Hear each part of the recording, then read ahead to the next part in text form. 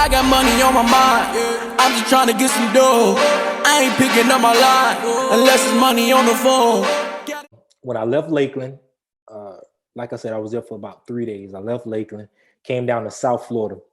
I ran into a guy who was a high school football coach. So at the time, I didn't have much money. Remember, I sold a couple of my possessions and stuff, got my money up to where I can live, a few months, and ended up meeting him. Became a football coach. On the side of that, I also was an in-school suspension teacher, right? So the school allowed me to come in, they wanted me to come in and, work the halls, the ISS room and stuff like that. So it wasn't a real job, but it was like, it was a job or whatever. So after doing that, but while doing that, man, I needed some more money. So I ended up becoming a personal trainer. Right, ended up becoming a personal trainer, and at this training facility, I think this is where the whole shift of me learning about business and finance and real estate and how money works and stuff like that, because the training facility was filled with a bunch of these rich people. Right, the guy who owned the gym was a real estate developer, so he created this gym because he wanted to, number one, have his own spot to work out at. He didn't want to go to LA Fitness and any of these other gyms. So he wanted his own spot to work out. Also, he wanted, the people that he do business with and, his circle to have a spot to work out at. But he didn't want to hire trainers. So what he did was he gave people who were personal trainers a spot to train their clients. While if he ran a marketing campaign to bring in people to the gym, we would split the training fee, right? So yeah, he didn't want to hire any trainers and stuff like that. So he used us who were already trainers, that if he brought them in, if we can sell them on a package, take them through a free consultation or a free training session, if we would actually sell them on it, he would split the fee with us, So it was through this guy, along with some of those people that were coming in that I was training, that actually got me into real estate. They were teaching me about finance. Before it was ever real estate, it was about finance, banking, how money works and stuff like that. And they were teaching me things about what they do in their everyday life and their everyday business. So I actually had a client, one of those clients actually invited me out to a development site that that he was involved in, or that he had just bought. What happened with that, long story short, is he bought a couple of lots where the previous developer had just went bankrupt because he was using what's called Chinese drywall. And if anybody knows anything about Chinese drywall, three things that it does. One, it rots the walls. Two, it turns all the metal in your home black. So that's one way to identify Chinese drywall. It turns it jet black. The third thing is it has bad health effects, right? So these things were happening in this brand new development. Now they started building out this part of town, and these few developments, they started building them during the recession, right?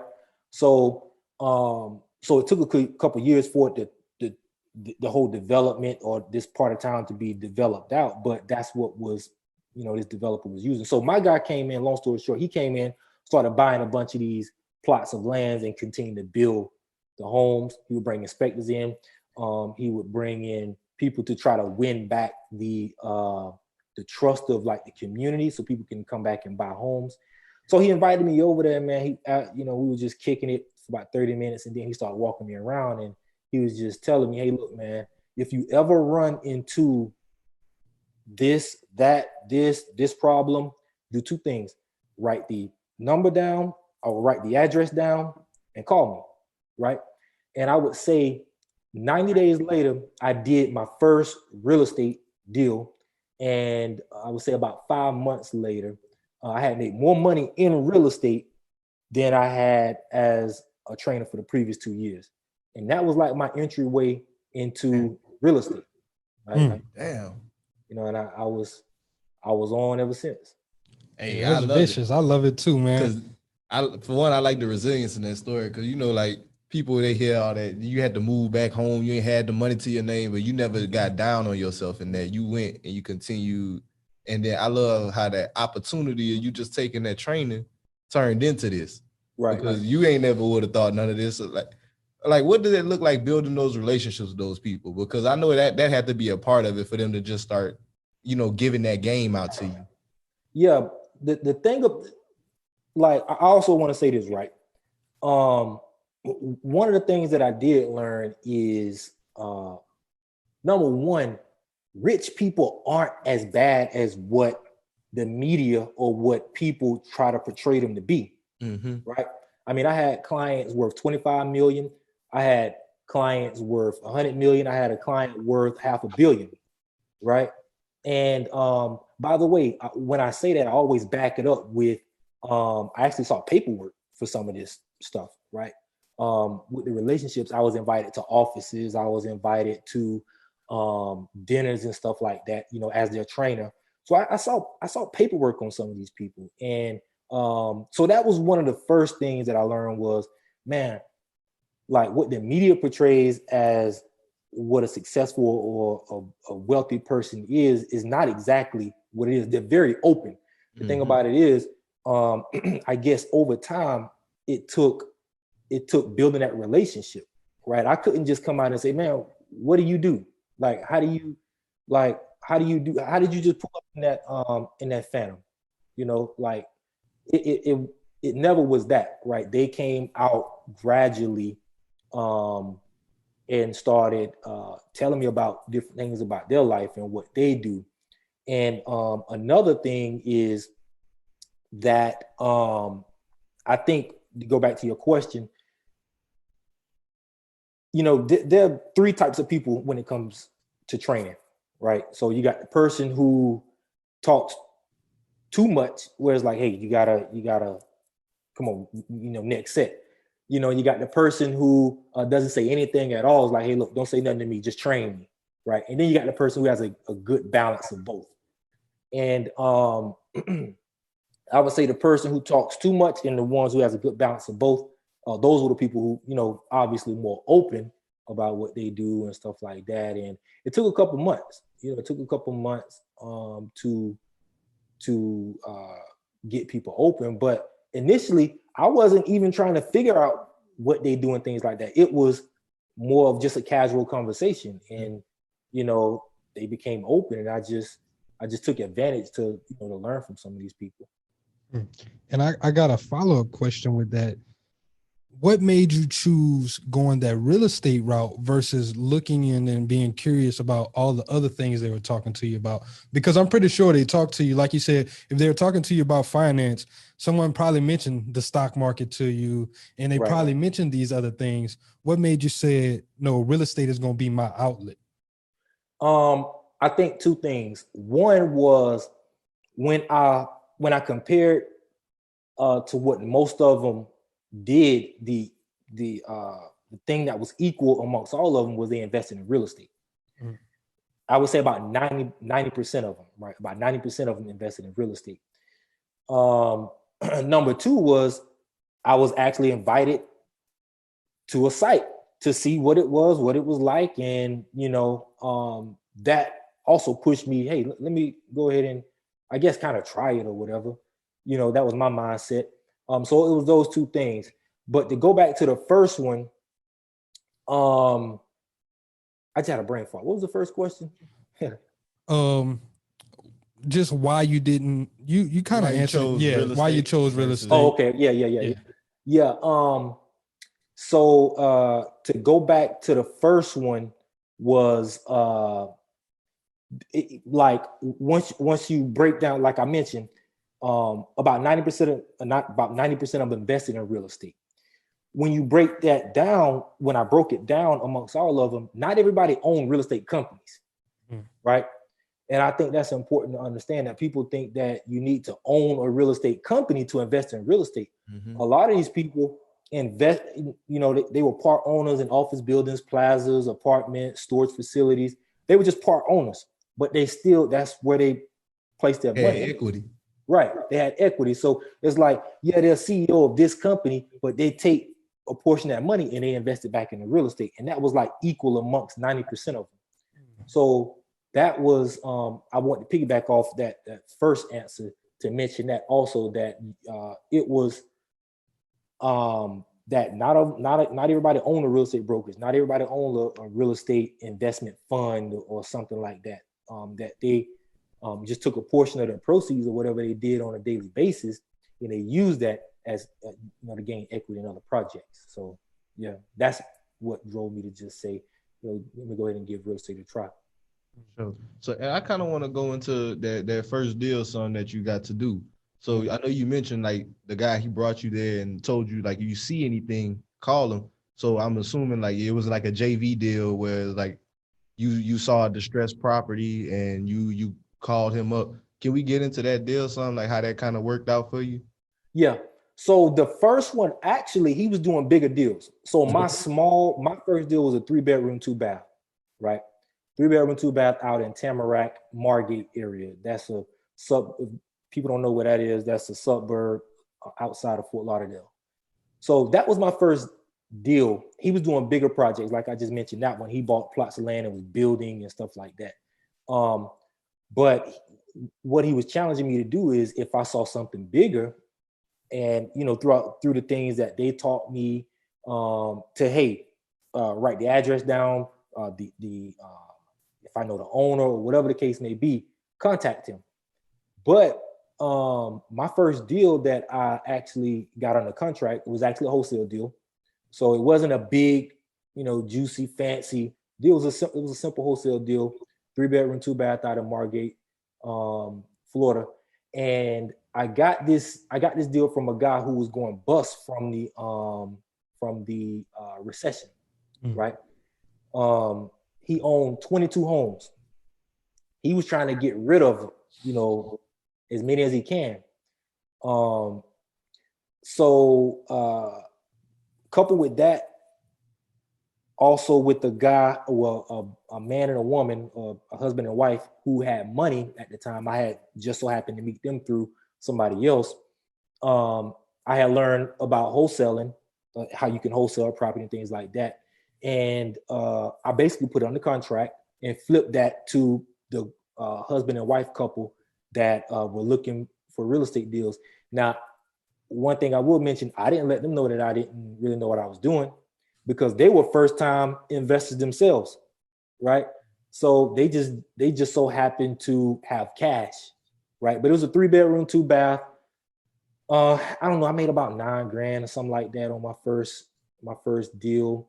And to tell you the truth, I had done about 3 or 4 deals right after that with just that couple alone, because they were stacked with cash. I gotta give you the applause, man. That's some good ass shit, man. Yeah. It was. I mean, if I can remember off the top of my head, it started off with a 3-bedroom, 2-bath. Then with them, it was a townhouse and a condo. And if I can remember if it was with them or another couple, I did another 3-bedroom, 2-bath with them. But I know I did 3 for sure with them. And it was all wholesale deals, man. Simple wholesale deals out in the Tamarack, Margate area. So you started off with the wholesaling, and I guess like that was your introduction to real estate. Right. From there, we know you moved into the multifamily space, and you got to the point where you acquired over 600 units. Can we talk about that journey? Like, how'd you go from wholesaling to? Was that the syndication? That's with syndication and partnering with other general partners.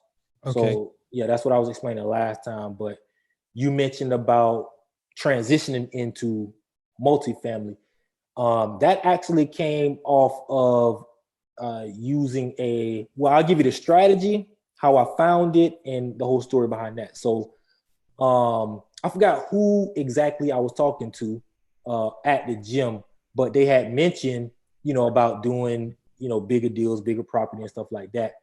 I think over the time of wholesaling, I was like finding ways to, the thing about, let me mention this also. The thing about me is I never stuck with one thing for very long in real estate, besides the syndication part, right? So I've done wholesaling, flipping, distressed debt, foreclosures, lease options. What else? I've done a few different things outside of just the single family or just the one strategy route, right? So, like I said, tax lien certificates, right? So, I think at the beginning, I dabbled in a little bit of, I don't want to say everything, but I dabbed in a few different things, and one of those was multifamily. After learning about that, so I ended up finding a 68 unit property in Ohio, out of all places. Never been to Ohio, but I found it on this website called LoopNet, right? And if for the listeners, if you don't know what LoopNet is basically a commercial property MLS, right? It's where a lot of commercial properties are listed. So I found this property. And what attracted me to it in the first place was that it was expired, right? And I didn't mention at the beginning, throughout those 90 days, I had took time, I would say about 40 days or so, 30, a month taking the class and, to take the state test. I had actually got my real estate license, right? Mm-hmm. Never really used it, anything like that. I think I used it a couple of times. I listed a home, sold it, and rent, a couple people came to me about, hey, find me a rental or something like that. But it was never something that I actually use as, to get myself out there. But while I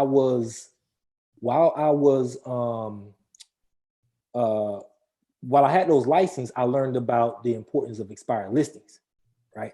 So I had found an expired listing on LoopNet, and that's what originally attracted me to it. So after doing some research, I found the owner, right? It was this older woman out in California. She had no property manager on the property. She had about 14 or so vacant units, right? So me knowing the numbers behind real estate, I'm like, all right, this thing is either losing money, not making much money in the first place. So I ended up finding her number, and I actually cold called her, right? And she was surprised that I actually found her, because it was listed for a while and it never sold. So I cold called her, and I didn't really know what I was saying, but I knew one thing. I knew that from the looks of it, she couldn't have been doing well, because she had this 75-year-old lady collecting rent. Actually, the 75-year-old lady sat at the front of the property from 8 to 12, so it wasn't any real management on there. So fast forward, ended up putting it on the contract to do what's called a master lease option. That was the strategy that I used, because I couldn't go to a bank. Actually, the property wouldn't even take debt, right? Because it has to meet in there's certain things within the property that you have to have in order for the bank to finance the property. Mm-hmm. So I ended up doing a master lease option with her, and what I did was sold my option, or flipped my option, about 6 months later to somebody who had cash to go in, fix whatever needed to be fixed, refinance the property, put new debt on it, and everybody go their separate way.